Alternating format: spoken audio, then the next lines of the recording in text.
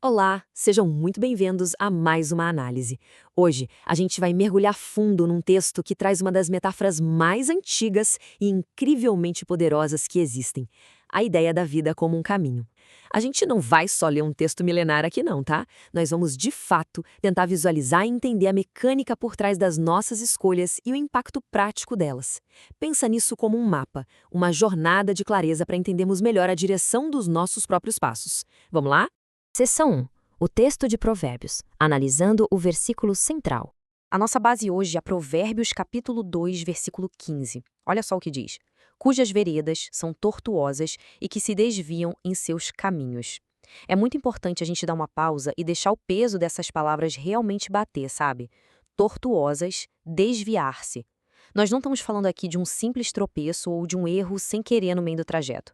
O texto aponta para um padrão de vida, um design que foge de propósito da linha reta. Vamos manter essa imagem na cabeça enquanto avançamos. Seção 2. As veredas do mal. A natureza dos caminhos perversos. Certo, vamos mergulhar nisso. A primeira grande pergunta que salta desse texto é exatamente essa: como são as veredas das pessoas que praticam o mal? Reparou que, organizando a informação assim, a gente consegue isolar a característica do caminho em si? A gente não está perguntando sobre a pessoa ainda, mas sobre o terreno onde ela pisa. É um baita exercício mental para separar a ação do ambiente em que ela acontece. E a resposta é bem nua e crua. São tortuosas. Basicamente, uma vida marcada pela falta de retidão.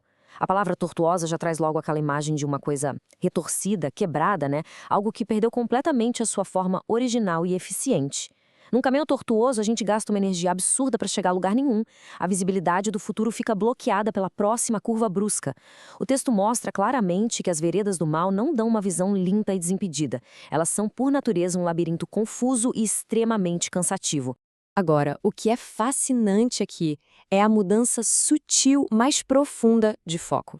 A segunda pergunta questiona: o que as pessoas que praticam o mal fazem em seus caminhos? A gente sai da descrição do cenário para analisar a ação contínua de quem está lá. É a diferença exata entre olhar para uma estrada esburacada e olhar para as decisões imprudentes do motorista que escolhe passar por ela todo o santo dia. E a resposta está aí, direta. Elas se desviam em seus caminhos. Presta bem atenção nesse lado ativo da frase. O desvio não é uma coisa que cai do céu. É algo que elas fazem ativamente. O texto ilustra um processo de distanciamento constante. Cada passo é uma escolha que afasta da rota original.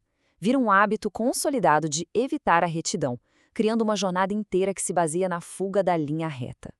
Vamos esmiuçar isso e ver como se constrói na prática. A fonte nos dá 3 características fortíssimas dessa falta de retidão.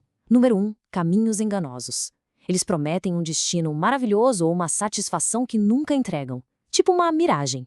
Número 2, irregulares, zero consistência. A vida vira um caos de altos e baixos, sem um padrão confiável.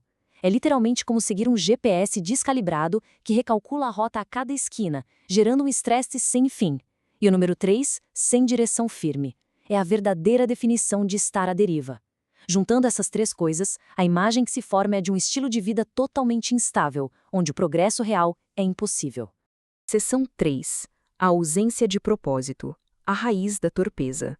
Então, o ponto crucial é o seguinte: o texto define essa torpeza não só como um deslize ético, mas como a maior das revelações.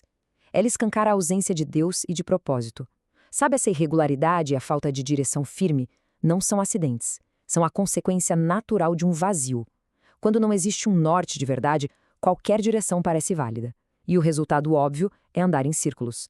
A raiz desse caminho torto, de acordo com essa análise, é um vácuo trágico e profundo de significado. Seção 4. O caminho reto. O conselho divino para a resolução. E isso ilustra brilhantemente a essência da escolha humana. De um lado, nós temos as veredas do mal, tortuosas, irregulares, enganosas e completamente vazias de propósito.